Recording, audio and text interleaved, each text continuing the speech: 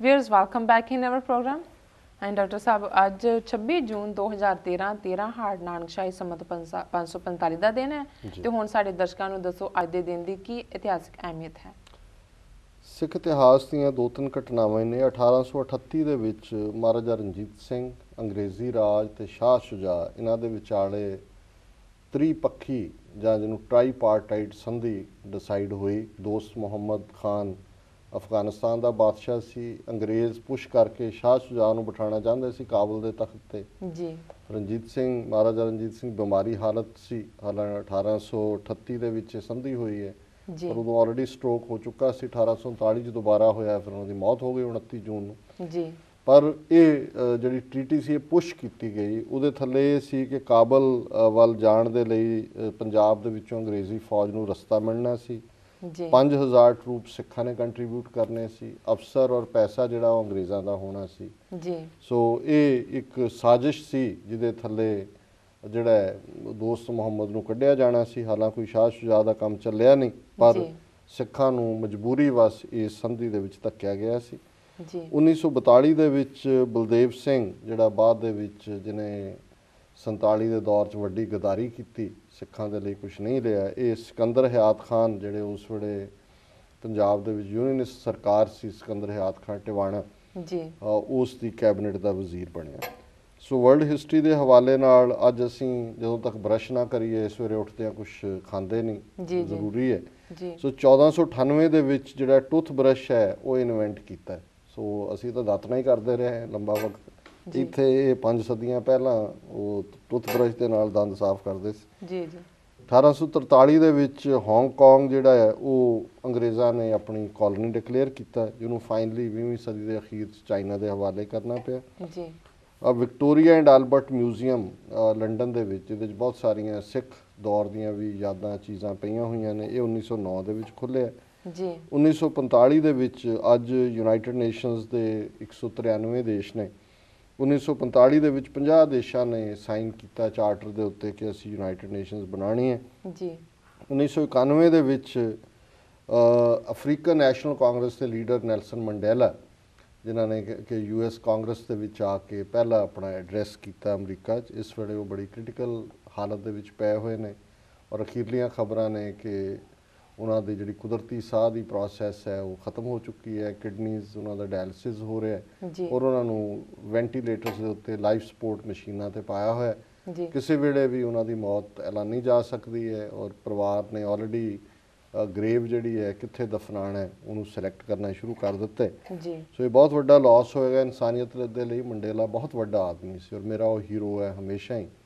ਔਰ ਲੌਂਗ ਵਾਕ to freedom ਮੇਰੀਆਂ ਉਹਨਾਂ ਬਹੁਤ ਪਸੰਦੀਦਾ ਕਿਤਾਬਾਂ 'ਚੋਂ ਹੈ। ਕਿਵੇਂ 27 ਸਾਲ ਜੇਲ੍ਹ 'ਚ ਰਹਿ ਕੇ ਵੀ ਉਹਨੇ ਆਪਣੇ ਲੋਕਾਂ ਦੇ ਹੱਕਾਂ ਦੇ ਲਈ ਸੰਘਰਸ਼ ਕੀਤਾ, ਬਾਹਰ ਆਇਆ, ਜਿਵੇਂ ਗ੍ਰੇਸ ਦੇ ਨਾਲ ਉਹਨੇ ਹੈਂਡਲ ਕੀਤਾ, ਜਿਵੇਂ ਪ੍ਰੈਜ਼ੀਡੈਂਸੀ ਛੱਡੀ ਔਰ ਜਿਵੇਂ ਉਹ ਇੱਕ ਮਹਾਨ ਇਨਸਾਨ ਦੇ ਤੌਰ ਤੇ ਲਗਭਗ 94-95 ਸਾਲ ਦੀ ਉਮਰ 'ਚ ਉਹ ਦੁਨੀਆ ਤੋਂ ਜਾ ਰਿਹਾ। ਸੋ ਅੱਜ ਦਾ ਦਿਨ ਸੀ ਜਿੱਦਣ ਉਹਨੇ ਅਮਰੀਕਨ ਕਾਂਗਰਸ ਨੂੰ ਐਡਰੈਸ ਕੀਤਾ ਸੀ।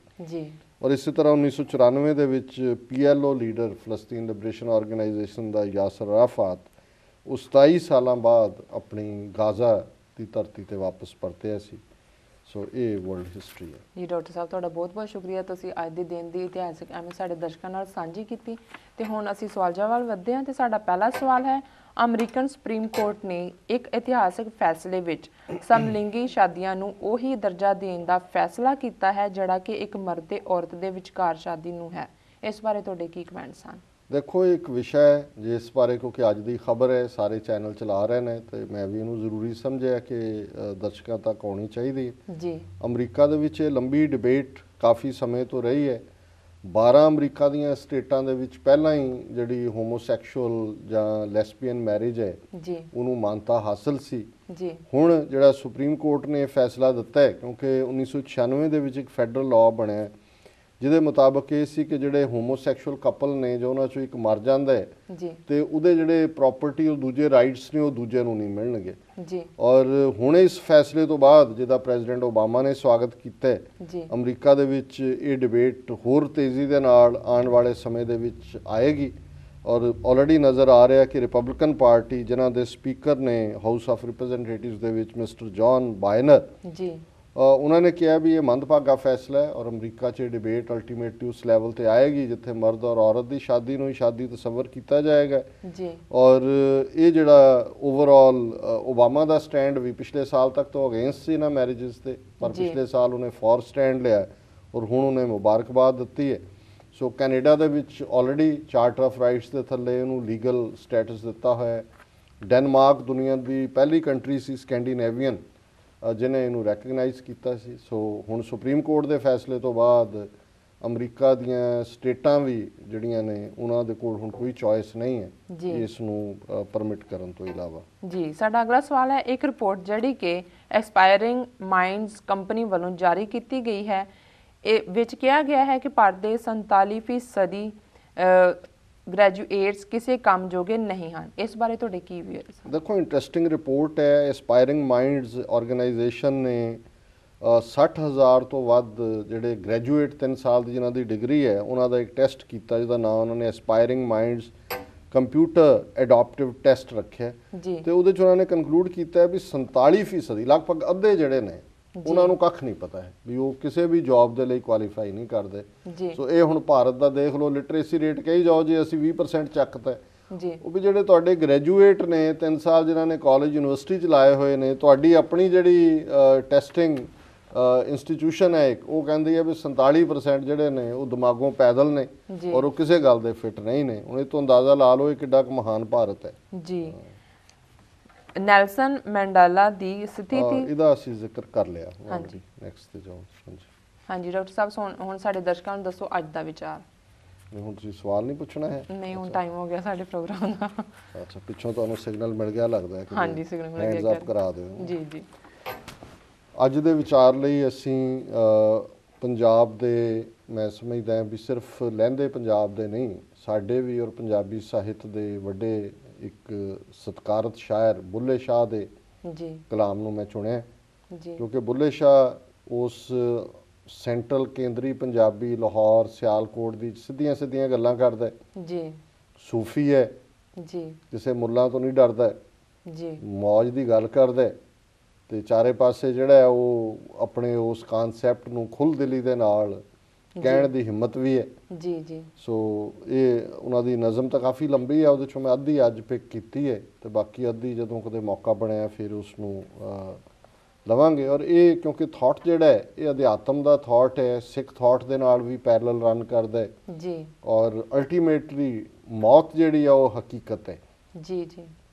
ਔਰ ਅਸੀਂ ਬਹੁਤ ਸਾਰੇ ਲੋਕ ਜਿਨ੍ਹਾਂ ਨੂੰ ਮਨੁੱਖਾ ਜੀਵਨ ਮਿਲਿਆ ਹੈ, ਅਸੀਂ ਇਸ ਨੂੰ ਬਹੁਤ ਸਾਰੇ ਮਾਇਆ ਦੇ ਰੰਗਾਂ ਵਿੱਚ ਗਵਾ ਰਹੇ ਜੀ ਤੇ ਇਸ ਨੂੰ ਹੀ ਫਿਰ ਉਹ ਭਗਤ ਜਨ ਹੋਣ, ਗੁਰੂ ਸਾਹਿਬਾਨ ਦਾ ਮੈਸੇਜ ਹੈ, ਕੁਰਾਨੇ ਮਜੀਦ ਦਾ ਮੈਸੇਜ ਹੈ, ਜਾਂ ਬੁੱਲੇ ਸ਼ਾਹ, ਸ਼ਾਹ ਹੁਸੈਨ, ਸੁਲਤਾਨ ਬਾਹੂ ਵਰਗੇ ਸੂਫੀਆਂ ਦਾ ਮੈਸੇਜ ਹੈ, ਉਹ ਮਨੁੱਖ ਨੂੰ ਰਿਮਾਈਂਡ ਕਰਵਾਉਣਾ ਹੀ ਹੈ ਕਿ ਵੀ ਤੂੰ ਗਵਾਚਿਆ ਹੋਇਆ, ਇੱਥੇ ਤੂੰ ਘਰਾੜੇ ਮਾਰ ਰਿਹਾ, ਤੂੰ ਸੁੱਤਾ ਹੈ, ਇਹ ਤੇਰੀ ਮੰਜ਼ਿਲ ਨਹੀਂ ਹੈ, ਯਾਦ ਕਰ ਤੇਰਾ ਅਸਲਾ ਕੀ ਹੈ ਤੇ ਤੂੰ ਜਾਣਾ ਕਿੱਥੇ ਹੈ ਔਰ ਤੂੰ ਕਰ ਕੀ ਰਿਹਾ। ਸੋ ਇਸ ਥਾਟ ਦੇ ਉੱਤੇ ਇਹ ਨਜ਼ਮ ਹੈ ਔਰ ਉਹਦੀ ਜਿਹੜੀ ਸੈਂਟਰਲ ਸਥਾਈ ਹੈ ਇਸ ਨਜ਼ਮ ਦੀ ਉਹ ਇਹ ਹੈ ਕਿ ਉੱਠ ਜਾਗ ਘੁਰਾੜੇ ਮਾਰ ਨਹੀਂ, ਇਹ ਸੌਣ ਤੇਰੇ ਦਰਕਾਰ ਨਹੀਂ, ਇੱਕ ਰੋਜ਼ ਜਹਾਨੋਂ ਜਾਣਾ ਏ, ਜਾ ਕਬਰੇ ਵਿੱਚ ਸਮਾਣਾ ਏ, ਤੇਰਾ ਗੋਸ਼ਤ ਕੀੜਿਆਂ ਖਾਣਾ ਏ, ਕਰ ਚੇਤਾ ਮਰਗ ਵਿਸਾਰ ਨਹੀਂ, ਉੱਠ ਜਾਗ ਘੁਰਾੜੇ ਮਾਰ ਨਹੀਂ, ਇਹ ਸੌਣ ਤੇਰੇ ਦਰਕਾਰ ਨਹੀਂ, ਤੇਰੇ ਸਾਹ ਨੇੜੇ ਆਇਆ ਏ, ਸਾਹ ਮੈਰਿਜ ਨੂੰ ਕਹਿੰਦੇ ਨੇ, ਸਾਹ ਜਿਵੇਂ ਅਸੀਂ ਕਹਿੰਦੇ ਹਾਂ ਕਿ ਵੀ ਸੰਬਤ ਸਾਹਾ ਲਿਖਿਆ ਮਿਲ ਕਰ ਪਾਵੋ ਤੇਲ, ਸੋ ਵਿਆਹ ਵੇਲੇ ਜਿਹੜਾ ਸਾਹਾ ਕਢਾਇਆ ਜਾਂਦਾ ਹੈ ਸੋ ਮੈਰਿਜ ਦੀ ਸੈਂਸ 'ਚ ਹੈ ਜੀ ਔਰ ਮੌਤ ਨਾਲ ਵਿਆਹ ਦੀ ਗੱਲ ਹੈ। ਤੇਰੇ ਸਾਹ ਨੇੜੇ ਆਇਆ ਏ, ਕੁਝ ਚੋਲੀ ਦਾਜ ਰੰਗਾਇਆ ਏ, ਕਿਉਂ ਆਪਣਾ ਆਪ ਵੰਝਾਇਆ ਏ, ਇਹ ਹੈ ਗਾਫਲ ਤੈਨੂੰ ਸਾਰ ਨਹੀਂ, ਉੱਠ ਜਾਗ ਘੁਰਾੜੇ ਮਾਰ ਨਹੀਂ, ਇਹ ਸੌਣ ਤੇਰੇ ਦਰਕਾਰ ਨਹੀਂ, ਤੂੰ ਸੁੱਤਿਆਂ ਉਮਰ ਵੰਝਾਈ ਏ, ਤੂੰ ਚਰਖੇ ਤੰਦ ਨਾ ਪਾਈ ਏ, ਕੀ ਕਰਸੇ ਦਾਜ ਤਿਆਰ ਨਹੀਂ, ਉੱਠ ਜਾਗ ਘੁਰਾੜੇ ਮਾਰ ਨਹੀਂ, ਇਹ ਸੌਣ ਤੇਰੇ ਦਰਕਾਰ ਨਹੀਂ। ਵਿਆਹ ਦਾ ਕਿਉਂਕਿ ਮੈਟਾਫਰ ਉਹਨਾਂ ਨੇ ਯੂਜ਼ ਕੀਤਾ ਸੀ, ਸੋ ਦਾਜ ਦਿੱਤਾ ਜਾਂਦਾ ਹੈ ਜੀ ਕਿ ਵੀ ਤੇਰਾ ਵਿਆਹ ਦਾ ਟਾਈਮ ਆ ਗਿਆ ਹੈ, ਮੌਤ ਤੈਨੂੰ ਉਡੀਕ ਰਹੀ ਹੈ, ਖੜਕਾ ਰਹੀ ਹੈ ਦਰਵਾਜ਼ਾ, ਤੇ ਤੂੰ ਦਾਜ ਤਾਂ ਤਿਆਰ ਨਹੀਂ ਕੀਤਾ। ਜੀ ਜੀ ਆਗੇ ਕਾ ਕਿਛ ਤੁਲਹਾ ਬਾਂਧੋ, ਅੱਗੇ ਦਾ ਕੀ ਤਿਆਰੀ ਕੀਤੀ ਹੋਈ ਹੈ। ਜੀ ਤੂੰ ਜਿਸ ਦਿਨ ਜੋਬਨ ਮੱਤੀ ਸੈਂ, ਤੂੰ ਨਾਲ ਸਈਆਂ ਦੇ ਰੱਤੀ ਸੈਂ, ਹੋ ਗਾਫਲ ਗੱਲੀ ਵੱਤੀ ਸੈਂ, ਇਹ ਭੋਰਾ ਤੈਨੂੰ ਸਾਰ ਨਹੀਂ, ਉੱਠ ਜਾਗ ਕੁਰਾੜੇ ਮਾਰ ਨਹੀਂ, ਇਹ ਸੌਣ ਤੇਰੇ ਦਰਕਾਰ ਨਹੀਂ। ਇਹ ਗਫਲਤ ਦੀ ਗੱਲ ਹੈ ਕਿ ਜਦੋਂ ਅਸੀਂ ਜਵਾਨੀ ਦੇ ਨਸ਼ੇ 'ਚ ਭੁੱਲ ਜਾਂਦੇ ਹਾਂ ਹਕੀਕਤ ਨੂੰ, ਤਾਂ ਉਸ ਨੂੰ ਉਹਨਾਂ ਨੇ ਇਹ ਕਿਹਾ ਕਿ ਵੀ ਤੂੰ ਗਾਫਲ ਸੀ, ਗਾਫਲ ਹੋ ਕੇ ਸੌਂ ਗਈ, ਇਨਸਾਨੀ ਰੂਹ ਨੂੰ ਕਿਹਾ ਜੀ ਜੀ ਤੇ ਇਹ ਤੈਨੂੰ ਸਾਰ ਨਹੀਂ ਕਿ ਅਲਟੀਮੇਟਲੀ ਤੇਰੀ ਡੈਸਟਨੀ ਕੀ ਹੈ।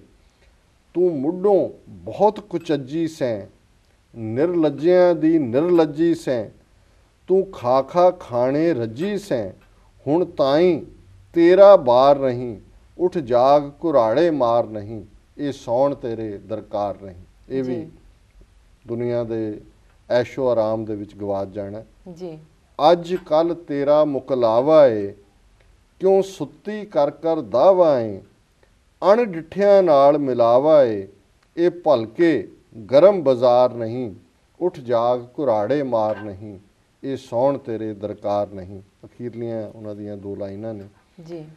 ਤੂੰ ਇਸ ਜਹਾਨੋਂ ਜਾਏਂਗੀ, ਫਿਰ ਕਦਮ ਨਾ ਇੱਥੇ ਪਾਏਂਗੀ, ਇਹ ਜੋਬਨ ਰੂਪ ਵੰਜਾਏਂਗੀ, ਤੈਂ ਰਹਿਣਾ ਵਿੱਚ ਸੰਸਾਰ ਨਹੀਂ, ਉੱਠ ਜਾਗ ਕੁਰਾੜੇ ਮਾਰ ਨਹੀਂ, ਇਹ ਸੌਣ ਤੇਰੇ ਦਰਕਾਰ ਨਹੀਂ। ਔਰ ਕਬੀਰ ਸਾਹਿਬ ਦਾ ਇਹ ਸਾਰੇ ਥਾਟ ਨੂੰ ਉਹਨਾਂ 2 ਲਾਈਨਾਂ 'ਚ ਕਲਮਬੱਧ ਕਰਨਾ ਹੋਏ ਤਾਂ ਕਬੀਰ ਸਾਹਿਬ ਨੇ ਕੀਤਾ ਜਦੋਂ ਉਹਨਾਂ ਨੇ ਕਿਹਾ ਕਿ